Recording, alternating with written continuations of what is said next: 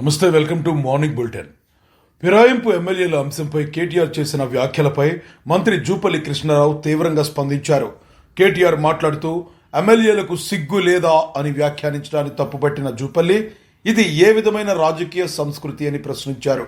ఫిరాయింపు ఎమ్మెల్యేల విషయమై నిర్ణయం తీసుకోవాల్సింది కోర్టు, స్పీకర్ అని స్పష్టం చేశారు. ఎమ్మెల్యేలపై ఇలా అవమానకరంగా మాట్లాడటం తగదని మండిపడ్డారు. ముందున్నటువంటి అంశాన్ని గురించి మాట్లాడతాము. ఏదున్నా న్యాయస్థానం నిర్ణయం తీసుకుంటుంది, స్పీకర్ నిర్ణయం తీసుకుంటుంది. సిగ్గుందా అనే పదం ఎందుకు ఇప్పుడు జ్ఞాపకం వచ్చింది కేటీఆర్కు? తెలంగాణ రాష్ట్ర ఉద్యమంలో వందలాది మంది బిడ్డలు ప్రాణత్యాగాలు చేసి తెలంగాణ రాష్ట్రం సాధించుకుంటే వీళ్ళు సిగ్గులేని పనులు ఎన్ని చేసినారు? ఒకటి, మన కుటుంబ సభ్యుడే కదా. అంబేద్కర్ను పొగిడే మాట మాట్లాడుతూ, రాజ్యాంగం గురించి మాట్లాడుతూ, మళ్ళీ అదే కేసీఆర్ పెగ్గులు పోసేటువంటి ఎవరైనా సంతోష్ కుమార్ రాజ్యసభ మెంబర్ ఇచ్చాడు. దేనిలో నిష్ణాతుడైనా అప్పుడు ఎందుకు సిగ్గు రాలేదు వీళ్లకు?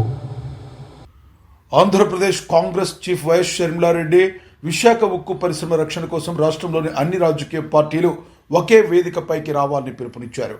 టీడీపీ, జనసేన, వైసీపీ, బీజేపీతో పాటు ప్రజా సంఘాలు, కార్మిక సంఘాలు ఉక్కు కర్మాగార పరిరక్షణ కోసం ఏకతాటిపైకి రావాలని టీడీపీ, జనసేన, వైసీపీ, బీజేపీతో పాటు ప్రజా సంఘాలు, కార్మిక సంఘాలు ఉక్కు కర్మాగార పరిరక్షణ కోసం ఏకతాటిపైకి రావాలని ఆమె కోరారు. విశాఖ ఉక్కు పరిశ్రమను ప్రైవేటీకరించాలనే కేంద్ర ప్రభుత్వ యత్నాలు కార్మికుల జీవనోపాధిని ప్రమాదంలో పడేస్తున్నాయని షర్మిల తీవ్ర ఆందోళన వ్యక్తం చేశారు. ఉక్కు కర్మాగారం కేవలం ఒక పరిశ్రమ మాత్రమే కాకుండా వేలాది కుటుంబాల భవిష్యత్తుకు బలమైన ఆధారమని ఆమె గుర్తు చేశారు. ఆంధ్ర రాష్ట్ర ప్రజలకు న్యాయం చేయటం కోసం విశాఖ స్టీల్ మీద ఒక్క తాటి మీదికి రావాలి. అందరూ కలిసి పోరాటం చేస్తేనే ఇది మనం కాపాడుకోగలం. మళ్ళీ చెప్తున్నాం, ఇప్పుడు పెట్టిన తీర్మానానికి కాంగ్రెస్ పార్టీ కట్టుబడి ఉంది. మీరు ఏ తీర్మానం చేసినా విశాఖపట్నం స్టీలు కాపాడుకునే విషయంలో కాంగ్రెస్ పార్టీ మీతో కలిసి నడుస్తుంది. అసలు ఈ విశాఖ స్టీల్ను నిర్మించిందే కాంగ్రెస్ పార్టీ. ఇందిరాగాంధీ గారైతేనేమి, రాజీవ్ గాంధీ గారైతేనేమి, ఆ తర్వాత జాతికి అంకితం చేసిన పివి నరసింహారావు గారైతేనేమి, లేక రాజశేఖర రెడ్డి గారైతేనేమి, కాంగ్రెస్ పార్టీ అధికారంలోకి ఉన్న రోజున రాజశేఖర రెడ్డి గారు 2,000 కోట్ల రూపాయలు ఈ స్టీల్కి ఇప్పించగలిగారు. 4,000 మందికి ఉద్యోగాలు ఇప్పించగలిగారు. అసలు క్యాప్టివ్ మైన్స్ విశాఖ స్టీల్కు కలిగి ఉండాలి అని ఆ రోజు అనంతపూర్లో ఒక మైన్స్ని ఐడెంటిఫై చేసి ట్రైపార్టీ అగ్రిమెంట్ వరకు కూడా తీసుకువెళ్లారు.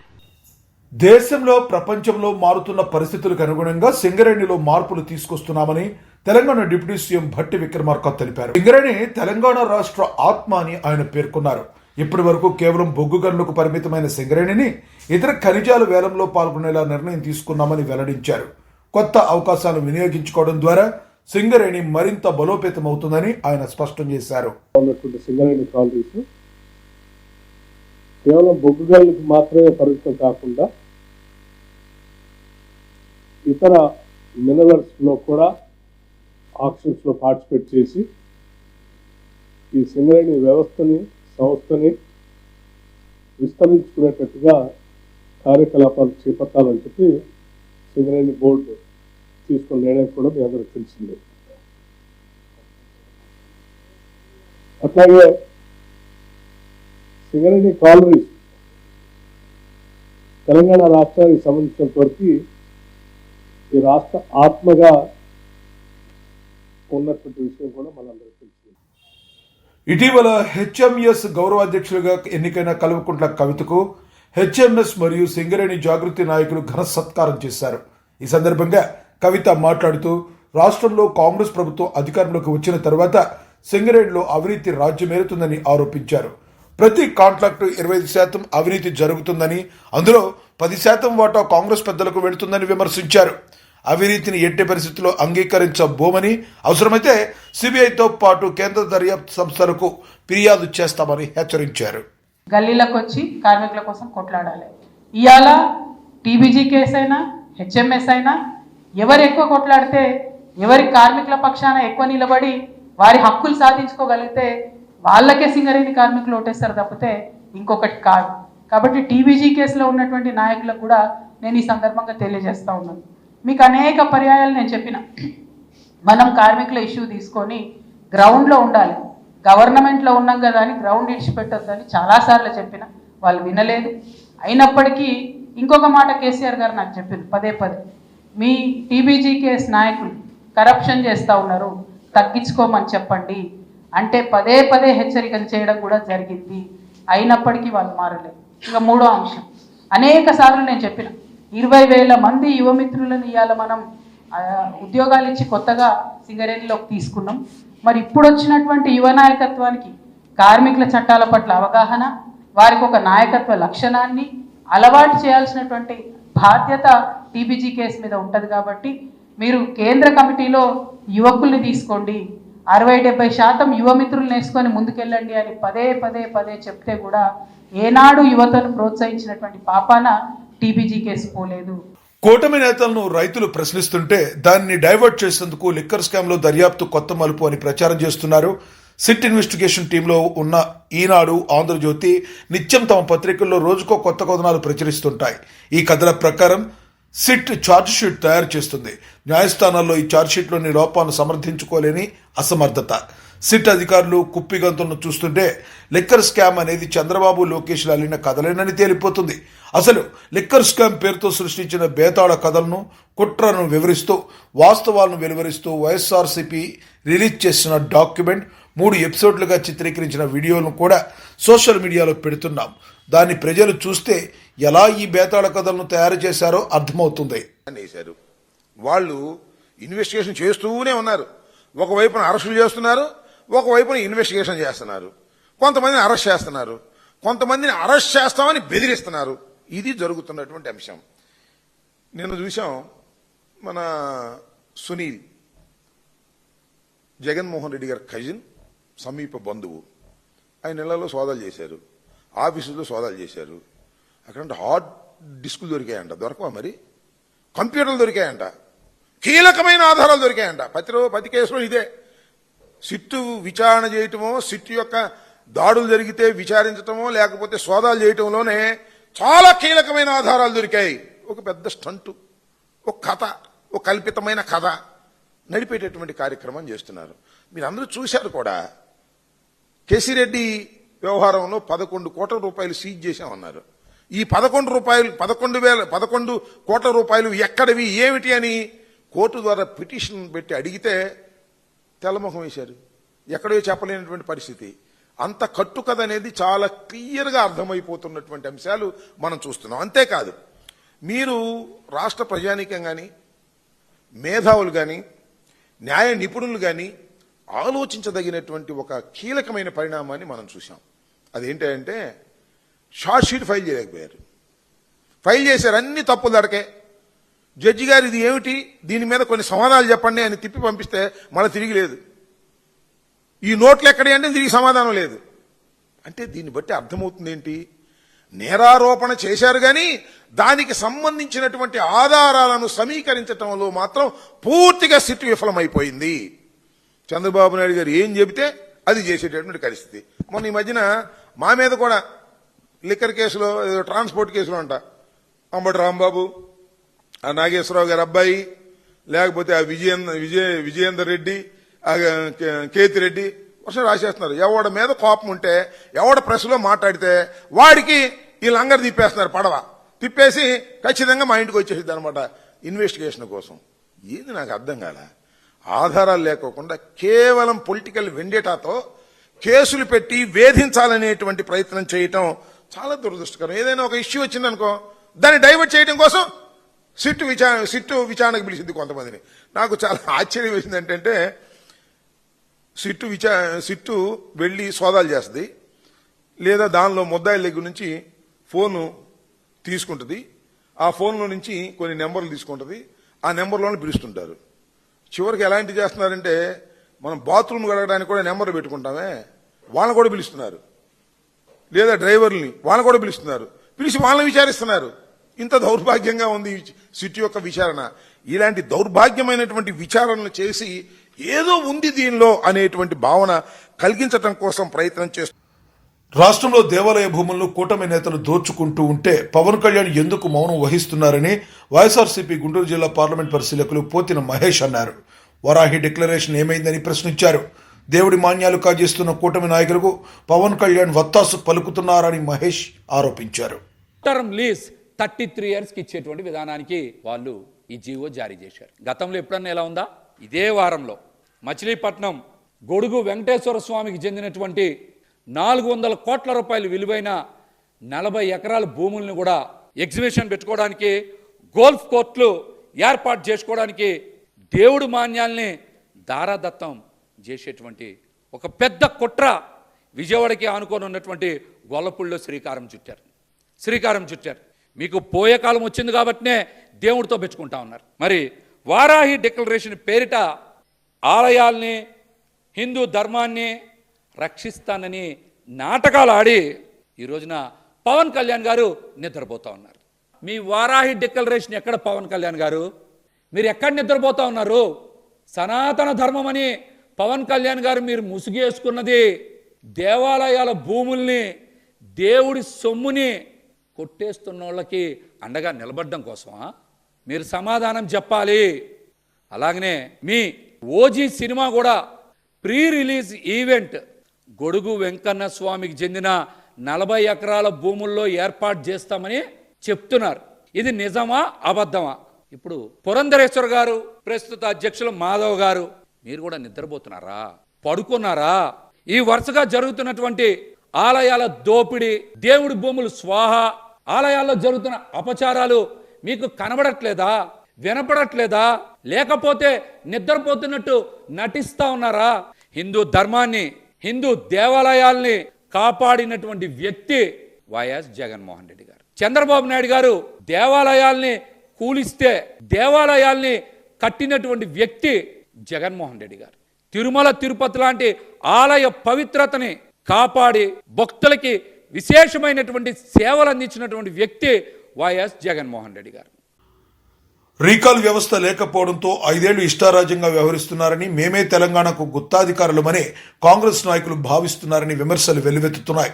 అశోక్ నగర్లో రాహుల్ గాంధీ సంవత్సరానికి 2 లక్షల ఉద్యోగాలు ఇస్తామని హామీ ఇచ్చినా వాస్తవ పరిస్థితి భిన్నంగా ఉందని విద్యార్థులు తీవ్ర ఆగ్రహం వ్యక్తం చేస్తున్నారు. రేవంత్ రెడ్డి టీజీఎస్పీ చైర్మన్ కు మనస్సు, మానవత్వం ఉంటే విద్యార్థులకు న్యాయం చేయాలని వారు డిమాండ్ చేస్తున్నారు. అశోక్ నగర్ లో విద్యార్థులపై పోలీసులు కవాతులు చేసి ఆడా మగ తేడా లేకుండా లాఠీచార్జ్ చేయడంపై తీవ్ర విమర్శలు వస్తున్నాయి. కోట్ల రూపాయలకు గ్రూప్ 1 ఉద్యోగాలు అమ్ముకున్నందుకు ప్రభుత్వంలో ఉన్నవారిని కఠినంగా శిక్షించాలని ఆందోళనకారులు డిమాండ్ చేస్తున్నారు. అందరికీ తెలుసు ఆ మోసాల పరంపర ఎట్లా కొనసాగిందో ఒక్కసారి నేను చూడాలని చెప్పని కోరుతా ఉన్నాను. తెలిసిందే అయినప్పటికీ కూడా మీకు కూడా గుర్తు చేయాలా, ప్రజలకు కూడా గుర్తు చేయాలని చెప్పని ప్రయత్నం చేస్తూ ఉన్నాం. ఒక్కసారి రాహుల్ గాంధీ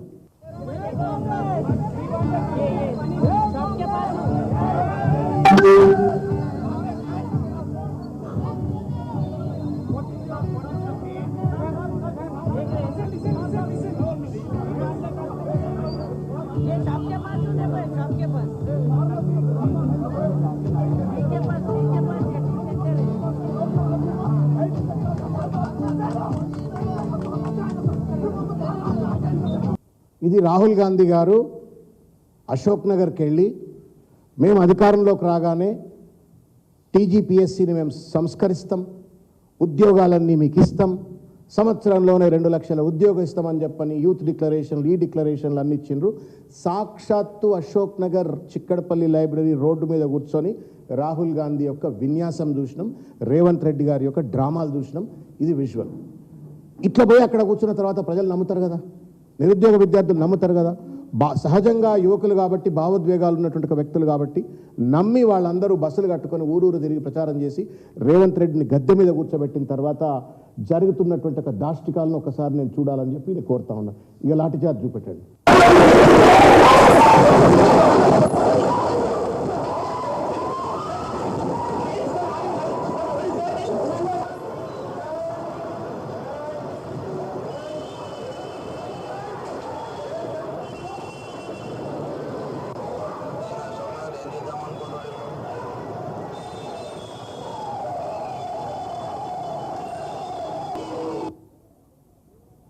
ఆడ లేదు, మొగ లేదు. వాళ్ళంతా డిఎస్పీలు అయ్యేవాళ్ళు, ఆర్డీఓలు అయ్యేవాళ్ళు, కమర్షియల్ ట్యాక్స్ ఆఫీసర్స్ అయ్యేవాళ్ళు. రేపు రాష్ట్ర ప్రభుత్వాన్ని నడపవలసినటువంటి ఒక చదువుకున్నటువంటి ఒక విద్యాధికులు వాళ్ళు. వాళ్ళ పట్ల అత్యంత పాశవికమైనటువంటి ఒక దాడితో పోలీసులు ఓట్ల కోసమేమో రాహుల్ గాంధీ పోయి బిచ్చగాడు లెక్క అక్కడ కూర్చొని ఓట్లు అడుగుతారు. మీరు ఓట్లేస్తే మీకు అన్ని రకాల ఉద్యోగాలు కల్పిస్తామని చెప్పని వాగ్దానం చేసిండ్రు. అధికారంకి వచ్చిన తర్వాత ఓడమల్లయ్య బోడమల్లయ్య అన్నట్టుగా వాళ్ళపైన ఏ రకంగా ఈ ప్రభుత్వం దాష్టికాలకు పాల్పడ్డదో ఒకసారి మనం చూసినాం. ఒక చిన్న పాట, అంటే ఇద్దరు ఆడపిల్లలు కలిసి పాడిన పాట. గ్రూప్ 1 పరీక్షలపై హైకోర్టు తీర్పు వచ్చినా కాంగ్రెస్ ప్రభుత్వానికి బుద్ధి రాలేదని బీఆర్ఎస్వి అధ్యక్షులు విమర్శించారు.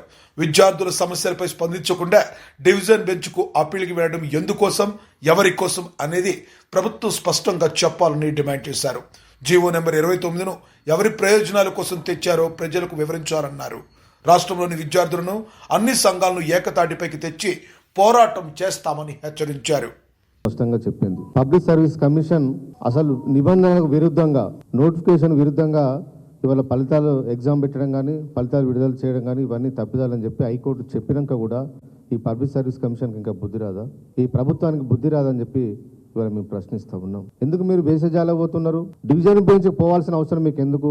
ఆ నిరుద్యోగుల జీవితాలతో ఆటలాడుకుంటారా? ఎన్ని సంవత్సరాలు ఆటలాడుకుంటారు? ఏళ్ళ కొద్ది విద్యార్థులు గ్రూప్ 1 కోసం రాసుకుంటూనే ఉండాలి. ఇప్పటికి ఇదేనా? ప్రాపర్గా కండక్ట్ చేయలేరా? కండక్ట్ చెప్పండి, యూపీఎస్సీకి రాయండి. మేము చేయలేము, రాష్ట్రంలో పబ్లిక్ సర్వీస్ కమిషన్ ద్వారా మేము కండక్ట్ చేయాలని చెప్పే ఆపరణ చేయండి. ఒక దిక్కు విద్యార్థి సంఘాలు, విద్యార్థులందరూ కూడా పబ్లిక్ సర్వీస్ కమిషన్కు మొర పెట్టుకొని ప్రాపర్ ఎగ్జామ్ నిర్వహించండి. గతంలో జీవో నెంబర్ 55 ఉండే, ఆ నోటిఫికేషన్ ప్రకారమే మీరు ఎగ్జామ్ కండక్ట్ చేయాలని చెప్పి ప్రభుత్వాన్ని విన్నవిస్తే దాన్ని వైలేట్ చేస్తూ తీసేస్తూ 29 తీసుకొచ్చి ఇవాళ విద్యార్థుల నెత్తిన కూర్చున్న ఇవాళ ఈ పబ్లిక్ సర్వీస్ కమిషన్ ఎవరి కోసం ఇవాళ జీవో నెంబర్ 29 తీసుకొచ్చారో ఈ ప్రభుత్వం ఇంతవరకు దాని మీద స్పష్టత ఇవ్వట్లేదు. ఇవాళ హైకోర్టు తీర్పునిచ్చినాక కూడా మేము మా తప్పిదాలను సరిదిద్దుకుంటాం, కోర్టు తీర్పు ప్రకారం మేము తీర్పు ప్రకారం మేము మెదులుకుంటాం చెప్పి ఒక్క స్టేట్మెంట్ లేదు. ఇవాళ పబ్లిక్ సర్వీస్ కమిషన్ నుంచి లేదు, ఈ ప్రభుత్వం నుంచి కూడా లేదు. దున్నపోతు మీద వానబడ్డట్టే ఈ ప్రభుత్వ పెద్దలు ఇవాళ వేరుస్తున్నారు తప్ప వాళ్ళకు ఉలుకు లేదు, పలుకు లేదు. ఇవాళ మీరు అనుకుంటున్నారు కావచ్చు మేము కోర్టుకు వెళ్తాం, డివిజన్ బెంచ్కి వెళ్తాం అని చెప్పి ఎవరైతే ఎగ్జామ్ రాసిరో, ర్యాంకులు వచ్చిరో వాళ్ళకి మీరు చెప్పే ప్రయత్నం ఇవాళ మీరు చేయొచ్చు. కానీ లక్షలాది మంది నిరుద్యోగులు, వేలాది మంది నిరుద్యోగులు అందరూ ఇవాళ ఎదురు చూస్తూ ఉన్నారు. ఇది మీరు చేసే చర్యలు తప్పని చెప్పి ఇవాళ అందరూ భావిస్తూ ఉన్నారు. వాళ్ళకు వ్యతిరేకంగా మీరు డివిజన్ బెంచ్ పోయటం మాత్రం బీఆర్ఎస్కి వెళ్ళి మేము పోరాటం చేస్తాం. ఈ రాష్ట్రంలో నిరుద్యోగులందరినీ, వివిధ సంఘాలను, అన్ని రాజకీయ పార్టీలను ఏకం చేసి ఖచ్చితంగా ఈ ప్రభుత్వం మీద మేము పోరాటం చేస్తాం.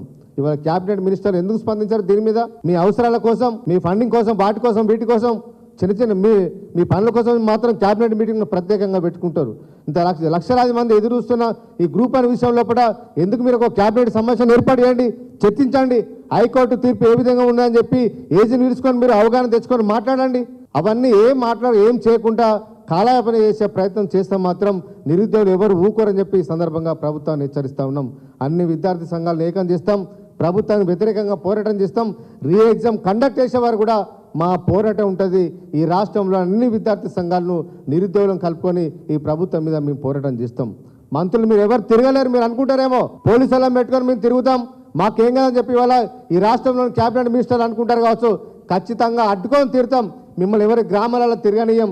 రేపు స్థానిక సంస్థల ఎన్నికలు వచ్చినా, ఏదొచ్చినా, శంకుస్థాపన కార్యక్రమాలకు వచ్చినా, అభివృద్ధి కార్యక్రమాలకు వచ్చినా కూడా గ్రామాలలో తిరగకుండా మీ వెంటబడి మిమ్మల్ని 60 రోజులు వస్తాయని అనే విషయాన్ని ఇవాళ మినిస్టర్లు అందరూ ఇవాళ గుర్తుంచుకోవాలి. కాబట్టి ఇప్పటికైనా మీరు బేసిజాలు ఇవ్వకండి. ప్రభుత్వం ఉన్నది ప్రజల కోసం, విద్యార్థుల కోసం కాబట్టి వాళ్ళని దృష్టిలో పెట్టుకొని మీరు నిర్ణయాలు తీసుకొని మళ్ళీ రీ ఎగ్జామ్ కండక్ట్ చేసి లక్షలాది మంది ఎదురు చూస్తున్న విద్యార్థుల కోసం మీరు సరైన నిర్ణయం తీసుకోని చెప్పి ఈ ప్రభుత్వాన్ని మేము హెచ్చరిస్తా ఉన్నాం. తెలంగాణలో రైల్వే లైన్ల అభివృద్ధి పట్ల రేవంత్ సర్కార్ పూర్తి నిర్లక్ష్యం వహిస్తుందని మాజీ ఎంపీ వినోద్ బోయిన్పల్లి ఆరోపించారు. ఆదిలాబాద్కు రైల్లో వెళ్లాలంటే మహారాష్ట్ర గుండా ప్రయాణించి తిరిగి ఆదిలాబాద్ చేరుకోవాల్సి వస్తుందని విమర్శించారు. నిజాం కాలం నాటి రైల్వే లైన్ ఇప్పటికీ అలాగే ఉందని, తాను ఎంపీగా ఉన్న సమయంలో సర్వే, జీపీఆర్ సిద్ధం చేయించామని గుర్తు చేశారు. ఆదిలాబాద్, నిర్మల్, ఆర్మూర్కు అనుసంధానించేలా ప్రతిపాదనలు చేసినట్లుగా వెల్లడించారు. చాలా డీటెయిల్గా రివ్యూ మీటింగ్ పెట్టినరు. ఆ రివ్యూ మీటింగ్లో చీఫ్ సెక్రటరీ, కొంతమంది ఎంపీలు, దక్షిణ మధ్య రైల్వే జనరల్ మేనేజరు, చీఫ్ ఇంజనీర్లు, తర్వాత మన రాష్ట్ర సెక్రటరియట్లో ఉన్నటువంటి R&B సెక్రటరీస్ వీళ్ళంతా కూర్చొని చాలా డీటెయిల్గా రివ్యూ చేసినారు. ఇలా పత్రికల్లో చాలా ప్రముఖంగా కూడా అది న్యూస్ ఐటెం వచ్చింది. ఉదయం పుట్టే చదవడం జరిగింది. చాలా సంతోషం. చాలా విషయాలపైన మరి రివ్యూ తీసుకున్నారు, చర్చించారు. మన అమరావతి నుండి హైదరాబాద్కి గ్రీన్ ఫీల్డ్ రోడ్డు, అదేవిధంగా రైల్వే లైను, ఇవన్నీ కూడా చర్చించారు. ఈ హైదరాబాద్కు అమరావతి అనేది మన ఆంధ్రప్రదేశ్ రాష్ట్ర విభజన చట్టంలోనే ఉన్నది. ఏది ఒక గ్రీన్ ఫీల్డ్ రోడ్ వేయాలని. సరే, అవన్నీ కూడా చర్చించారు. అయితే అతి ముఖ్యమైనటువంటి 2 విషయాలను విస్మరించిండ్రు. అంత పెద్ద మీటింగ్లో తెలంగాణ రాష్ట్ర ప్రజలకి, ముఖ్యంగా దాదాపు 10 జిల్లాల్లో ఉన్నటువంటి ప్రజలకి అతి ముఖ్యమైనటువంటి 2 రైల్వే లైన్ల గురించి వెళ్ళి గత 10 సంవత్సరాల నుండి మరి నేను పార్లమెంట్ సభ్యులుగా ఉన్న సందర్భంలో, తర్వాత మరి బీఆర్ఎస్ పార్లమెంట్ సభ్యులు చాలా సందర్భంలో కేంద్ర ప్రభుత్వాన్ని దృష్టికి తీసుకొచ్చినాము. వాటిని సర్వే, అదేవిధంగా డిపిఆర్ కూడా చేపించడం జరిగింది.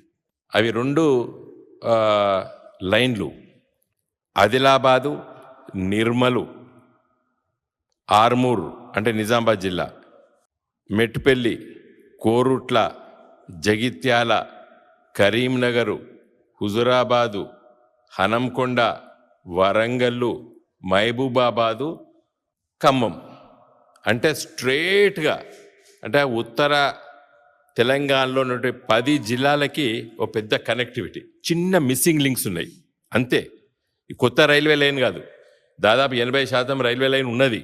జస్ట్ 2 మిస్సింగ్ లింక్ల గురించి వెళ్ళి మరి నిన్న అంత పెద్ద రివ్యూ మీటింగ్లో చర్చించకపోవడం వల్ల ఏమర్థమవుతుంది? తెలంగాణ సమస్యల్ని తెలంగాణ కళ్ళతోని, తెలంగాణ మనసు పెట్టి, తెలంగాణ గుండె పెట్టి ఆలోచించాలి. ఇది కేంద్ర ప్రభుత్వం రైల్వే శాఖ దగ్గర ఉన్నాయి. ఇవి అంటే లాస్ట్ లెగ్ అంటారు. ఏది execution officials last leg sir అంటే చివరి మైలు, అది అయిపోతుంది అని అంటారు. ఇవి 2 మరి వీటి గురించి వెళ్ళి నిన్న ప్రస్తావించలేదు. ఈ 2 రైల్వే లైన్లు ఆదిలాబాద్, నిర్మల్, ఆర్మూర్ లైన్ ఒకటి, రెండోది కరీంనగర్, హుజురాబాద్, కాజీపేట్ లైన్. ఈ 2పైన మరి మీరు ఆదేశాలు ఇవ్వాలని చెప్పి నేను రేవంత్ రెడ్డి గారిని కోరుతున్నాను. రాష్ట్ర అధికారులు దీన్ని వెంటనే శ్రద్ధ పెట్టి మరి ప్రయత్నం చేసేసి చేయాలి. మరి 8 మంది అమరావతిలో ఇప్పుడు ప్రారంభించిన ప్రతి పనిని రాబోయే 3 ఏళ్లలో పూర్తి చేస్తామని ప్రభుత్వం ప్రకటించింది. దాదాపుగా 50,000 కోట్ల విలువైన ఇన్ఫ్రాస్ట్రక్చర్ ప్రాజెక్టులు అమలవుతాయని, పూర్తయ్యే ప్రాజెక్టును స్వయంగా ప్రధాని ప్రారంభిస్తారని తెలిపింది. 2019లో గెలిచి ఉంటే 2021 నాటికి పోలవరం ప్రాజెక్టు పూర్తయ్యేదని, కానీ గత ప్రభుత్వ నిర్వాహకం కారణంగా పోలవరం డయాఫ్రామ్ వాల్ దెబ్బతిందని ఆరోపించారు. తిరిగి అధికారంలోకి వచ్చిన తర్వాత పోలవరంపై దృష్టి సారించామని, 2027 సెప్టెంబర్ నాటికి పోలవరం పూర్తి చేస్తామన్నది ప్రభుత్వం భరోసా. 50,000 కోట్ల రూపాయల ఇన్ఫ్రాస్ట్రక్చర్ రాబోయే 3 సంవత్సరాల్లో అమరావతిలో పూర్తయి మళ్లీ ప్రధానమంత్రి గారు వచ్చి దీన్ని ఇనాగరేట్ చేయబోతున్నారు, డెడికేట్ చేయబోతున్నారు. అది జరుగుతుంది.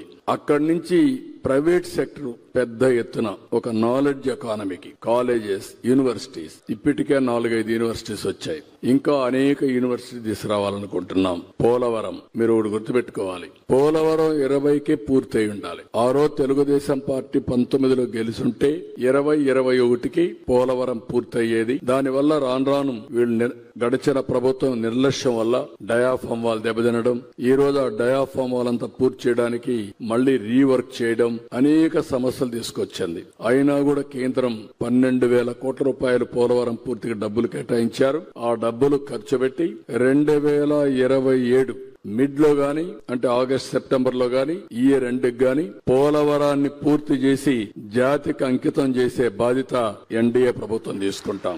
ఒక్క పోలవరం రాష్ట్ర రైతాంగానికి గేమ్ చేంజర్. మీరు ఒక్క విషయం గుర్తుపెట్టుకోవాలి, నేను అనంతపూర్లో కియా మోటార్స్ రావాలని ఆలోచించాను. అనంతపూర్కు ఒక అడ్వాంటేజ్ ఉంది, బెంగళూరు ఎయిర్పోర్ట్ ఆ సైడ్ వచ్చింది, నేషనల్ హైవే ఉంది. బెంగళూరు ఎయిర్పోర్ట్ నుంచి 45 మినిట్స్ నుంచి 1 అవర్ అయితే నేరుగా అనంతపురం జిల్లాకు వస్తారు. ఇప్పుడు హిందూపూర్ జిల్లా, సత్యసాయి జిల్లా. అలాంటిది నేను ఆలోచిస్తే నీళ్లు లేవు. నేను కియా మోటార్ తో మాట్లాడితే పడితే మీరు నీళ్లు లేకుండా మేము ఎట్లా వస్తామని అడిగారు. నేను సవాలుగా తీసుకుని ఒక్క సంవత్సరంలో గొల్లపల్లి రిజర్వాయర్ పూర్తి చేసి అక్కడి నుంచి వాళ్ళ రమ్మని మళ్లీ ప్రాజెక్టు పూర్తి చేసి నేనే పోయి ఫస్ట్ కార్ రిలీజ్ చేశామంటే ఇవన్నీ 4-5 సంవత్సరాల్లో సాధ్యమైనాయి. రాయలసీమలో ఈరోజు వాటర్ అనేది ఒక గేమ్ చేంజర్. ఈ రోజు మనందరం గుర్తుపెట్టుకోవాలి, ఎన్టీ రామారావు గారు ఆ రోజు ఆలోచించింది బచావత్ అవార్డులో సర్ప్లస్ వాటర్ వాడుకునే అవకాశం ఆంధ్రప్రదేశ్ కుంది, మనం వాడుకోవాలని ఒక నిర్ణయం తీసుకుని అనేక ప్రాజెక్టులు ప్రారంభించాడు. నగరి, గాలేరు, తెలుగు గంగ, అంద్రి, నీవా ఇలాంటి అన్ని ప్రాజెక్టులు ప్రారంభించాడు. కానీ ఈ రోజు ఆ ప్రాజెక్టులన్నీ పూర్తి చేసి రాయలసీమని రతనాల సీమగా చేసే అవకాశం ఈ రోజు ఎన్డీఏ ప్రభుత్వానికి వచ్చింది. అది చేస్తున్నాం. మీరు ఒక్క గేమ్ చేంజర్ చూస్తే మొన్నే 3,850 కోట్ల రూపాయల ఖర్చుతో 740 కిలోమీటర్లు కెనాల్ అంతా వెడల్పు చేసి 3,850 క్యూసెక్స్ ఆఫ్ వాటర్ తీసుకొచ్చి నేరుగా మల్యాల నుంచి కుప్పం వరకు నీళ్లు తీసుకొచ్చాం. అసాధ్యమన్నారు, సాధ్యం చేశాం. 100 days చేయగలిగాం. అలాంటి ఫోకస్ అప్రోచ్ తీసుకుని ముందుకు పోతున్నాం కాబట్టి ఇవన్నీ సాధ్యం అవుతాయి. 2014 నుండి 2019 మధ్య కాలంలో కూడా తిరుమలపై పింక్ డైమండ్ పోయిందని అబద్ధపు ప్రచారం జరిగిందని విమర్శలు వ్యక్తమవుతున్నాయి. కానీ రికార్డు ప్రకారం అది పింక్ డైమండ్ కాకుండా మైసూర్ మహారాజు ధరించిన రూబీ హారమని స్పష్టంగా గుర్తు చేశారు. ఆ రోజు ఫేక్ ప్రచారం చేసిన జగన్ ఇప్పుడు కూడా తిరుమలపై ఇలాంటి అబద్ధపు ప్రచారాన్ని కొనసాగిస్తున్నారని ఆరోపణలు వెలువడుతున్నాయి. అంటే వైసీపీ ఫేక్ పీపుల్ అంటే వైసీపీ. మీరు చివరికి మీరు ఎంత దాకా వెళ్ళారంటే ప్రధాన పూజారి గారు రమణ దీక్షితులు గారి నోటి నుంచి కూడా ఒక అబద్ధాన్ని చెప్పించగలిగినటువంటి సమర్థత వైసీపీ పార్టీ. ఫేక్ పీపుల్ చివరికి ఆయన సర్దుకొని ఇది నేను ఆ రోజున అనాల్సిన పరిస్థితుల్లో నేను చెప్పానని చెప్పి బాధపడుతూ ఆయన స్టేట్మెంట్ ఇవ్వడం జరిగింది. దానికి సంబంధించింది ఆర్కాలజీ సర్వే ఆఫ్ ఇండియా, ఇది ఆర్కాలజీ సర్వే ఆఫ్ ఇండియా ఇచ్చిన రిపోర్ట్స్. వాళ్ళు ఏం చెప్పారయ్యా అంటే ఇది పింక్ డైమండ్ కాదు, ఇదిగో ఈ నీలం, ఇది మైసూర్ మహారాజు గారు వాళ్ళ పిల్లాడు మెడలో వేసుకున్నటువంటి హారాన్ని టీటీడీకి ఇచ్చారు అని చెప్పి చెప్పడం జరిగింది. ఇదిగోండి ఇక్కడ కనపడుతుందే, ఇదే ఈ అయ్యవారి మెడలో ఉన్నటువంటిది, ఇదే. ఇప్పుడేం మాట్లాడతారు? దీనికి ఎవరు సమాధానం చెప్తారు? ఫేక్ ముఖ్యమంత్రి, మాజీ ముఖ్యమంత్రి గారు సమాధానం చెప్తారా? లేకపోతే ఫేక్ ముఖ్యమంత్రి గారితో తిరుగుతూ ఉన్నటువంటి మీరు సమాధానం చెప్తారా? తాను మాట్లాడిన మాటలను వక్రీకరించి సోషల్ మీడియాలో తప్పుడు ప్రచారం చేస్తున్నారని పర్యాటక మరియు ఎక్సైజ్ శాఖ మంత్రి జూపల్లి కృష్ణారావు తీవ్ర ఆగ్రహం వ్యక్తం చేశారు. వాస్తవానికి సంబంధం లేకుండా తన వ్యాఖ్యలను మార్చి సోషల్ మీడియాలో వ్యాప్తి చేయడం బాధాకరమని ఆయన పేర్కొన్నారు.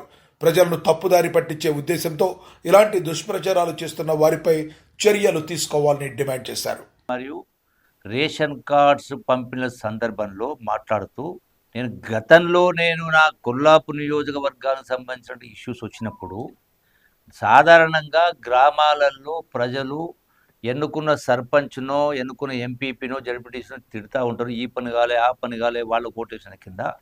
సో దాన్ని నేను ఉదాహరణ తీసుకొని వాళ్ళ తప్పేముంది, వాళ్ళ పరిధిలో లేనటువంటిది వాళ్ళు గెలిచిన సర్పంచ్లకు వాళ్ళకి నిధులు రాని వాళ్ళు ఏం చేస్తారు అనే మాట చెప్తూ, అందుకే అవన్నీ నేను గమనించే నేను 7 పర్యాయాలు కొల్లాపులో పోటీ చేసిన సందర్భంలో ఎలక్షన్ మీటింగ్స్లో మాట్లాడుతూ నా కార్యకర్తలు పక్కన వచ్చి ఈ చెవిలో ఆ చెవిలో చెప్పిన ఈ హామీ ఇవ్వండి ఆ హామీ ఇవ్వండి అన్నప్పుడు నేను దాన్ని చెబుతూ ప్రజలకు ఇగో నా కార్యకర్తలకు చెప్తా ఉన్నాడు. అయినా నేను హామీలు ఇవ్వను, ఎందుకంటే పోటీ చేసిన సందర్భంలో ఎవరు గెలుస్తారో తెలియదు, గెలుస్తామో లేదో తెలియదు, గెలిచిన పార్టీ అధికారులకు వస్తారో తెలియదు, అధికారులకు వచ్చినా నేను చెప్పిన చేస్తారో తెలియదు. కాబట్టి నేను ఇటువంటి హామీలు ఇవ్వను. కానీ ఒక హామీ ఇచ్చిన ఎప్పుడు కూడా ప్రతి ఎన్నికల్లో నిజాయితీగా పనిచేస్తా, కష్టపడి పనిచేస్తానన్నమాట హామీ మాత్రం ఇచ్చిన. కానీ ఏ హామీ ఇవ్వకపోయినా అన్ని పనులు చేసిన. అందుకే ప్రజలు మళ్ళీ నన్ను శాసనసభకు 7వ పర్యాయం నన్ను శాసనసభకు పంపడం జరిగింది అనేటువంటి మాట ప్రస్తావిస్తూ నేను చెప్పిన అంశం. దాన్ని సోషల్ మీడియాలో బీఆర్ఎస్ సోషల్ మీడియానా లేకపోతే ఇంకొకటి, అట్లాగే నిన్న గవర్నర్ గారు రిజర్వేషన్ సంబంధించిన ఫైల్ అప్రూవల్ చేసినట్టుగా అన్ని డివిజన్లు వస్తూ ఉంది. అంటే వాస్తవం అనేది జరగలేదు. ఇది కూడా అంటే నేను చెప్పిన అంశాన్ని వదిలేసి అశ్వత్థామ అతః కుంజరహ అంటే అశ్వత్థామ చనిపోయిండని చెప్పేటువంటి క్రమంలో అశ్వత్థామ చనిపోలే. అశ్వత్థామ అతః కుంజరహ అంటే అక్కడ ఉన్నటువంటి ద్రోణాచార్యుని కొడుకు అశ్వత్థామ ఆ కురుక్షేత్ర యుద్ధంలో అతని అస్త్రాలు వదిలేయాలంటే నీ కొడుకు చనిపోయిందని చెప్తే ఆయన అస్త్రాలు వదిలేస్తాడని చెప్పని ధర్మరాజు అశ్వత్థామ అని గట్టిగా మాట్లాడి అతహ కుంజరహ అన్నాడు. అంటే ఏనుగు చనిపోయింది అంటే చెప్పగలరు, అంటే అర్థం మారిపోయింది. భీష్ముడు అసలు ఇవి బులెటిన్ అప్డేట్స్ చూస్తూనే ఉండండి. మరో బులెటిన్లో కలుద్దాం. నమస్తే.